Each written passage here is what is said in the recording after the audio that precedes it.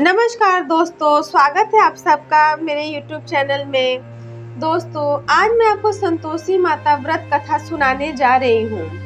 एक बुढ़िया थी, उसके 7 बेटे थे, 6 कमाने वाले थे जबकि एक निकम्मा था। बुढ़िया 6 बेटों की रसोई बनाती, भोजन कराती और उनमें से जो कुछ जूठन बचता वह 7वें को दे देती। एक दिन वह पत्नी से बोला, देखो मेरी माँ को मुझ पर कितना प्रेम है उनका। वह बोली, क्यों नहीं, सबका जूठन जो तुमको खिलाती है। वह बोला, ऐसा नहीं हो सकता, मैं जब तक आंखों से न देख लूं मान नहीं सकता। बहू हंसकर बोली, देख लोगे तब मानोगे। कुछ दिन बाद त्योहार आया, घर में 7 प्रकार के भोजन और चूरमे के लड्डू बने। वह जांचने के लिए सिर दुखने का बहाना कर पतला वस्त्र सिर पर ओढ़ रसोई घर में सो गया। वह कपड़े में से सब देखता रहा। 6 भाई भोजन करने आए। उसने देखा माँ ने उनके लिए सुंदर आसन बिछाया, नाना प्रकार की रसोई परोसी और आग्रह करके उन्हें खाना खिलाया। वह यह सब देखता रहा। 6 भोजन करके उठे तब माँ ने उनकी जूठी थालियों में से लड्डुओं के टुकड़े उठाकर एक लड्डू बनाया। जूठन साफ कर बुढ़िया ने उसे पुकारा, बोले, 6 भाइयों ने भोजन कर लिया है, अब तू भी आ, उठ कब खाएगा। वह कहने लगा, माँ मुझे भोजन नहीं करना, अब मैं प्रदेश जा रहा हूँ। माँ ने कहा, कल जाता हो तो आज ही चला जा। मैं बोला, हाँ आज ही जा रहा हूँ। यह कहकर वह घर से निकल गया। चलते समय पत्नी की याद आ गई। वह गौशाला में उपले थाप रही थी। वहां जाकर बोला, हम जावे परदेश, आवेंगे कुछ काल, तुम रहियो संतोष से धर्म अपनो पाल। वह बोली, जाओ पिया आनंद से, हमारो सोच हटाए, राम भरोसे हम रहे, ईश्वर तुम्हें सहाय। 2 निशानी आपन देख धरु में धीर, स्तुति मति हमारी, विसारियो रखियो मन गंभीर। वह बोला, मेरे पास तो कुछ नहीं, यह अंगूठी है, सो ले और अपनी निशानी मुझे दे। वह बोली, मेरे पास क्या है, यह गोबर भरा हाथ है। यह कहकर उसकी पीठ पर गोबर की थाप मार दी। वह चल दिया। चलते चलते दूर देश पहुंचा। प्रदेश में नौकरी के लिए वह एक साहूकार की दुकान पर गया। वहां जाकर कहने लगा, भाई मुझे नौकरी पर रख लो। साहूकार को जरूरत थी। वह बोला, रह जा। लड़के ने पूछा, तनख्वाह क्या दोगे। साहूकार ने कहा, काम देखकर दाम मिलेंगे। साहूकार की नौकरी मिली। वह सुबह 7 बजे से रात 10 बजे तक नौकरी बजाने लगा। कुछ दिनों में दुकान का सारा लेन देन, हिसाब किताब, ग्राहकों को माल बेचना, सारा काम करने लगा। साहूकार के 7-8 नौकर थे। वे सब चक्कर खाकर कहने लगे, यह बहुत होशियार निकला। सेठ ने काम देखा और 3 महीने में ही उसे आधे मुनाफे का हिस्सेदार बना दिया। वह कुछ वर्षों में ही नामी सेठ बन गया और मालिक सारा कारोबार उस पर छोड़कर दूसरे देश चला गया। इधर उसकी पत्नी को सास ससुर दुख देने लगे। सारी गृहस्थी का काम कराकर उसे लकड़ी लेने जंगल में भेजते। इस बीच घर के आटे से जो भूसी निकलती उसकी रोटी बनाकर रख दी जाती और फूटे नारियल की नारोली में पानी। एक दिन वह लकड़ी लेने जा रही थी। रास्ते में बहुत सी स्त्रियां संतोषी माता का व्रत करती दिखाई दी। वह वहां खड़ी होकर कथा सुनने लगी और पूछा, बहनों तुम किस देवता का व्रत करती हो और उसे करने से क्या फल मिलता है। यदि तुम इस व्रत का विधान मुझे समझा दोगी तो मैं तुम्हारा बहुत एहसान मानूंगी।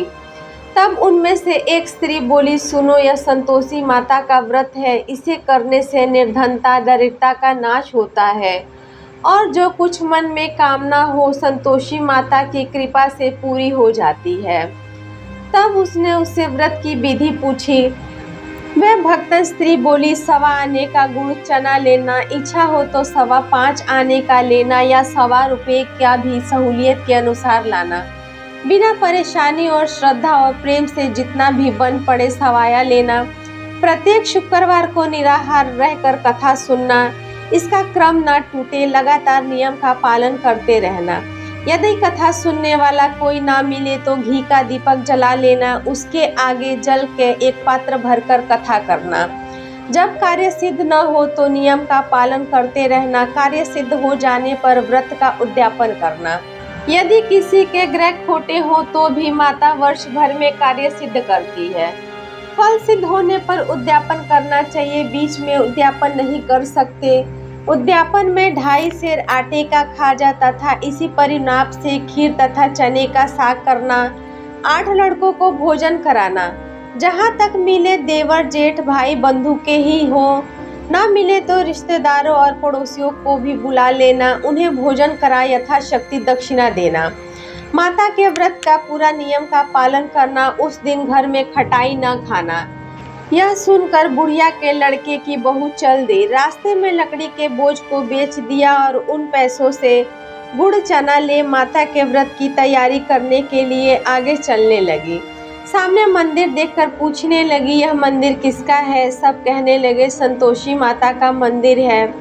यह सुनकर माता के मंदिर में जाकर चरणों में लौट गई, कहने लगी, दीन हूँ, विनती करती हूँ माँ, मैं निपट अज्ञानी हूँ, व्रत के नियम नहीं जानती, मैं दुखी हूँ। हे माता जगत जननी, मेरा दुख दूर करो, मैं तुम्हारी शरण में आई हूँ। माता को दया आई। एक शुक्रवार बीता कि दूसरे को उसके पति का पत्र आया और तीसरे शुक्रवार को उसका भेजा हुआ पैसा आ पहुँचा। यह देख जेठ जेठानी मुंह सिकुड़ने लगे, लड़के ताने देने लगे, काकी के पास पत्र आने लगे, रुपया आने लगा, अब तो काकी की खातिर बढ़ेगी। बेचारी सरलता से कहती, मैया कागज आवे रुपया आवे, हम सब के लिए अच्छा है। ऐसा कहकर आंखों में आंसू भरकर बोली, हे संतोषी माता, मैं तुम्हारे चरणों में आई हूँ। मैंने कब तुमसे पैसा मांगा है? मुझे पैसे से क्या काम है? मुझे तो अपने सुहाग से काम है, मैं तो अपने स्वामी के दर्शन मांगती हूँ। तब माता ने प्रसन्न होकर कहा, जा बेटी, तेरा स्वामी आएगा। यह सुनकर खुशी से बावली होकर घर में जाकर काम करने लगी। अब संतोषी माता विचार करने लगी, इस भोली पुत्री को मैंने कह तो दिया कि तेरा पति आएगा, लेकिन कैसे आएगा? वह तो इसे स्वप्न में भी याद नहीं करता, उसे याद दिलाने को मुझे ही जाना पड़ेगा। इस तरह माताजी उस बुढ़िया के बेटे के पास जाकर स्वप्न में प्रकट होकर कहने लगी, साहूकार के बेटे सो रहा है या जागता है? वह कहने लगा, माता सोता भी नहीं जागता भी नहीं, कहो क्या आज्ञा है? माँ कहने लगी, तेरे घर बार कुछ है कि नहीं? वह बोला, मेरे पास सब कुछ है माँ, माँ है, बाप है, बहू है, क्या कमी है? माँ बोली, भोले पुत्र, तेरी बहू घोर संकट उठा रही है, तेरे माँ बाप उसे परेशानी दे रहे हैं, वह तेरे लिए तरस रही है, तू उसकी सुध ले। वह बोला, हाँ माताजी, यह तो मालूम है, परंतु जाऊं तो कैसे? प्रदेश की बात है, लेन देन का कोई हिसाब नहीं, कोई जाने का रास्ता नहीं, कैसे चला जाऊं? माँ कहने लगी, मेरी बात मान, सवेरे नहा धोकर संतोषी माता का नाम ले, घी का दीपक जला, दंडवत कर दुकान पर जा बैठ। देखते देखते सारा लेन देन चुक जाएगा, जमा किया हुआ माल बिक जाएगा, सांझ होते होते धन का भारी ढेर लग जाएगा। अब माता की बात मानकर वह नहा धोकर संतोषी माता को दंडवत करके घी का दीपक जलाकर दुकान पर जा बैठा। थोड़ी देर में रुपया देने वाले आने लगे, लेने वाले हिसाब करने लगे, कोठी में भरे सामान के खरीदार नगद दाम देकर सौदा करने लगे। शाम तक धन का भारी ढेर लग गया। माता को मन में याद करके उनका चमत्कार देखकर वह प्रसन्न हो गया। घर जाने के लिए गहने एवं कपड़े खरीदने लगा। उधर उसकी पत्नी जंगल में लकड़ी लेने जाती है, लौटते वक्त माताजी के मंदिर में विश्राम करती है, वह उसके ठहरने का स्थान है। धूल उड़ती देखकर वह माता से पूछती है, हे माता, यह धूल कैसी उड़ रही है? माता कहती है, हे पुत्री, तेरा पति आ रहा है, अब तू ऐसा कर, लकड़ियों के 3 बोझ बना ले, एक नदी के किनारे रख और दूसरा मेरे मंदिर पर और तीसरा अपने सिर पर। तेरे पति को लकड़ियों का गट्ठर देख मोह पैदा होगा, वह यहाँ रुकेगा, नाश्ता पानी खाकर माता से मिलने जाएगा। अब तू लकड़ियों का बोझ उठाकर जाना और चौक में गट्ठर डालकर जोर से आवाज़ लगाना, लो सासू जी लकड़ियों का गट्ठर लो। भूसी की रोटी दो, नारियल के खोपड़े में पानी दो, आज मेहमान कौन आया है। माताजी से बहुत अच्छा कहकर वह प्रसन्न मन से लकड़ियों की 3 गट्ठर बनाई, एक नदी के किनारे पर और एक माताजी के मंदिर में रखा। इतने में मुसाफिर आ पहुंचा। सूखी लकड़ी देख उसकी इच्छा उत्पन्न हुई कि वह यहीं पर विश्राम करे और भोजन बनाकर खा पीकर गांव जाए। इसी तरह रुककर भोजन बना विश्राम करके गांव को गया। सबसे प्रेम से मिला। उसी समय सिर पर लकड़ी का गट्ठर लिए वह उतावली सी आती है। लकड़ियों का भारी बोझ आंगन में डालकर जोर से 3 आवाज देती है, लो सासे जुई लकड़ियों का गट्ठर लो, भूसी की रोटी दो, आज मेहमान कौन आया है। यह सुनकर उसकी सास बाहर आकर अपने दिए हुए कष्टों को भुलाने हेतु कहती है, बहू ऐसा क्यों कहती हो, तेरा मालिक ही तो आया है, आ बैठ, मीठा भात खा, भोजन कर, कपड़े गहने पहन। उसकी आवाज़ सुनकर उसका पति बाहर आता है। अंगूठी देखकर व्याकुल हो जाता है। माँ से पूछता है, माँ यह कौन है। माँ बोली, बेटा ये तेरी बहू है, जब से तू गया है तब से सारे गांव में भटकती फिरती है, घर का काम काज तो कुछ करती नहीं, 4 पहर आकर खा जाती है। वह बोला, ठीक है माँ, मैंने इसे भी देखा और तुम्हें भी, अब दूसरे घर की ताली दो, उसमें रहूँगा। माँ बोली, ठीक है, जैसी तेरी मर्जी।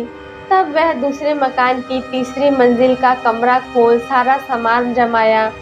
एक दिन में राजा के महल जैसा ठाठ बाट बन गया। अब क्या था, बहुत सुख भोगने लगी। इतने में शुक्रवार का दिन आया। उसने अपने पति से कहा, मुझे संतोषी माता के व्रत का उद्यापन करना है। पति बोला, खुशी से कर लो। वह उद्यापन की तैयारी करने लगी। जेठानी के लड़कों को भोजन के लिए कहने गई। उसने मंजूरी तो दी, लेकिन अपने बच्चों को खट्टा खाने की बात भी सिखा दी, जिससे उसका व्रत का उद्यापन पूरा ना हो सके। लड़के ने खाना खाने के बाद कहा, मुझे खटाई दो, खीर देखकर जी मिचलाता है और अरुचि सी होती है। वह कहने लगी, भाई खटाई किसी को नहीं दी जाएगी, यह तो संतोषी माता का प्रसाद है। लड़के उठ खड़े हुए, बोले, पैसा लाओ। भोली बहू कुछ जानती नहीं थी, उसने उन्हें पैसे दे दिए। लड़के उसी समय हट कर इमली खाने के लिए चले गए। यह देखकर बहू पर माता जी का कोप बरस गया। राजा के दूत उसके पति को पकड़कर ले गए। जेठ जेठानी मन माने वचन कहने लगे, लूट लूट कर धन इकट्ठा कर लाया है, अब सब मालूम पड़ जाएगा। जब जेल की मार खाएगा। बहू से यह सब सहन नहीं हुआ। रोती हुई माता जी के मंदिर गई और कहने लगी, हे माता, तुमने यह क्या किया। हंसाकर अब भक्तों को रुलाने लगी। माता बोली, बेटी तुमने उद्यापन करके मेरा व्रत भंग किया है। वह कहने लगी, माता मैंने कुछ अपराध किया हो तो मुझे माफ़ कर दो, मैंने तो भूल कर दी है, मुझे माफ़ करो, मैं फिर से तुम्हारा उद्यापन करूँगी। माँ बोली, अब भूल मत करना। वह कहती है, अब भूल नहीं होगी, अब बतलाओ वे कैसे आवेंगे। माँ बोली, जा पुत्री, तेरा पति तुझे रास्ते में आता मिलेगा। वह निकली, राह में पति आता मिला। वह पूछी, कहाँ गए थे। वह कहने लगा, इतना धन जो कमाया है उसका टैक्स राजा ने मांगा है, वह भरने गया था। वह प्रसन्न होकर बोली, भला हुआ, अब घर को चलो। कुछ दिन बाद फिर शुक्रवार आया। वह पति से बोली, मुझे माता के व्रत का उद्यापन करना है। पति ने कहा, करो। बहू फिर जेठ के लड़के को भोजन को कहने गई। जेठानी ने 1-2 बातें सुनाई और सब लड़कों को सिखाने लगी, तुम सब लोग पहले ही खटाई मांग लेना।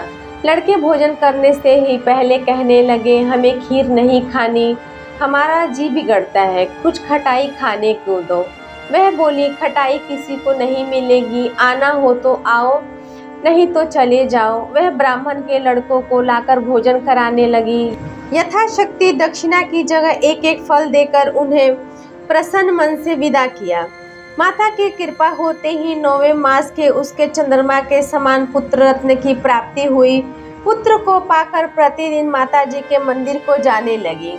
माँ ने सोचा, यह रोज आती है, आज क्यों न इसके घर मैं चलूं। यह विचार करके माता ने भयानक रूप बनाया। गुड़ चने से सना मुख, ऊपर सूंड के समान होठ, उस पर मक्खियां भिन भिन कर रही थी। देहरी पर पैर रखते ही उसकी सास चिल्लाई, देखो रे, कोई चुड़ैल डाकिन चली आ रही है। लड़कों, इसे भगाओ, नहीं तो किसी को खा जाएगी। लड़के भागने लगे, चिल्लाकर खिड़की बंद करने लगे। बहू रोशनदान में से देख रही थी, प्रसन्नता से पागल बन चिल्लाने लगी, आज मेरी माताजी मेरे घर आई है। वह बच्चे को दूध पीने से हटाती है। इतने में सास का क्रोध फट पड़ा। वह बोली, क्या उतावली हुई है, बच्चे को पटक दिया। इतने में माँ के प्रताप से लड़के ही लड़के नजर आने लगे। वह बोली, माँ, मैं जिसका व्रत करती हूँ यह संतोषी माता है। सबने माता जी के चरणों को पकड़ लिया और विनती करने लगे, हे माता, हम मूर्ख हैं, अज्ञानी हैं, तुम्हारे व्रत की विधि हम नहीं जानते। व्रत भंग कर हमने बड़ा अपराध किया है। हे जगत माता, आप हमारा अपराध क्षमा करो। इस प्रकार माता प्रसन्न हुई। उन्होंने बहू को सदैव प्रसन्न रहने का आशीर्वाद दिया और कहने लगी, सबको प्रसन्न रहने जैसा ही फल मिलेगा।